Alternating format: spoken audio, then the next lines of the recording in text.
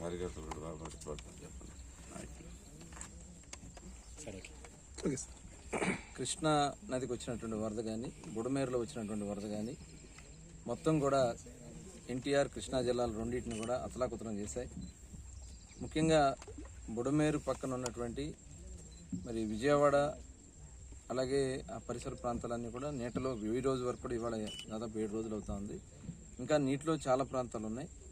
అదే కాకుండా దిగువలో బుడమేరు దిగువలో ఉన్నటువంటి గుడివాడ, అదేవిధంగా కైకులూరు, గన్నవరం, పెనంలూరు ఇవన్నీ కూడా ఇవాళ చాలా గ్రామాలు నీటిలో తేలాడుతూ ఉన్నాయి.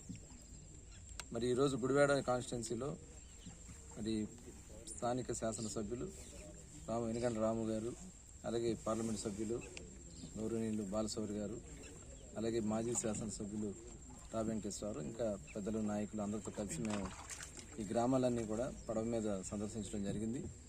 నిజంగా ఇప్పటికి కూడా చాలా గ్రామాల్లో ఎప్పుడు కనీ విని ఎరుగని రీతిలో వరద వచ్చిందని చెప్తా ఉన్నారు. ఇన్ని సంవత్సరాలు దాదాపు 40-50 సంవత్సరాల మరి వాళ్ళకి అనుభవంలో ఎప్పుడు కూడా ఇంత వరద రాలేదని చెప్పి వాళ్ళు క్లియర్గా చెప్తా ఉన్నారు. ఇవాళ దీనికి మరి ఆక్రమణే కారణం అని మేము భావిస్తూ ఉన్నాం.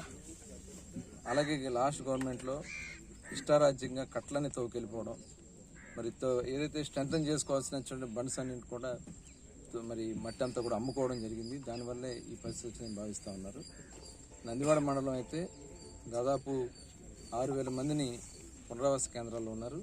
దాదాపు 3,000 చిల్లర ఫ్యామిలీస్ ఎఫెక్ట్ అయినాయని కూడా మరి తెలియజేస్తున్నాను. ఇంకా ఎంతమంది ఉన్నా, ఇది ప్రాథమికంగా వచ్చినటువంటి అంచనా, ఇంకెంతమంది ఉన్నా కూడా దానికి తగిన విధంగా వాళ్ళందరూ కూడా అన్ని విధాలా ఆదుకుంటాం. ఇళ్ళు కూడా చాలా డ్యామేజ్ అయిపోయినాయి, వాటర్లో నాని. అదేవిధంగా చెరువులు కూడా చాలా పెద్ద ఎత్తున పోయినాయి. ఇవాళ వరి పంట కానీ, అలాగే కొన్ని పసుపు, కంద, మరి కొన్ని అరటి ఇలాంటి అనేక పంటలు ఈ పరిసర ప్రాంతాల్లో లంక భూముల్లో ప్రధానంగా ఇవాళ పెద్ద ఎత్తున నష్టం జరిగింది. అవన్నీ కూడా ఏర్పాటు చేసుకుంటూ మరి గౌరవ ముఖ్యమంత్రి గారు ఇవాళ 7వ రోజు కూడా విజయవాడలోనే ఉండి అన్ని సాధారణ స్థితికి తీసుకురావడానికి ఆయన సాయశక్తిలో ప్రయత్నం చేస్తూ ఉన్నారు. ప్రతిరోజు అధికారులందరూ కూడా అక్కడే పెట్టి రివ్యూ చేస్తూ ఉన్నారు. రాబోయే 2-3 రోజుల్లో సాధారణ స్థితికి వస్తుందని చెప్పి మేము భావిస్తూ ఉన్నాం.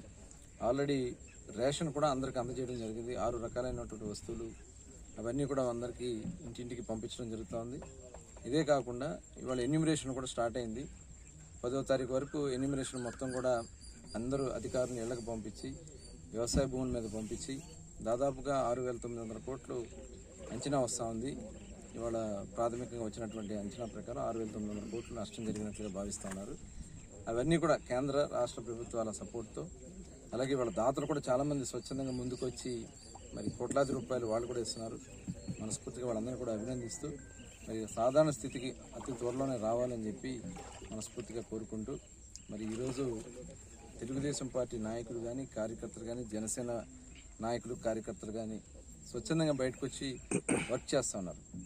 వైఎస్ఆర్ పార్టీ నాయకులు జగన్మోహన్ రెడ్డి గారు ఊరికే వచ్చి విమర్శ చేయడానికి తప్ప ఇవాళ వాళ్ళు చేసినటువంటి పాపాలు ఇవాళ మనం ఇన్ని ఇబ్బందులు పడుతూ ఉన్నాం. ఇప్పటికైనా మనిషి మారాలి. రాష్ట్రాన్ని ఆలోచించుకోవాల్సినటువంటి అవసరం ఉంది. విపత్తులు వస్తాయి, వచ్చినప్పుడు ధైర్యంగా ఎదుర్కోవడానికి ప్రజలకి మనోధైర్యం కల్పించగానే కానీ ఇలా విమర్శలు చేసి వెళ్తాం కరెక్ట్ కాదని చెప్పి కూడా ఈ సందర్భంగా తెలియజేస్తాను.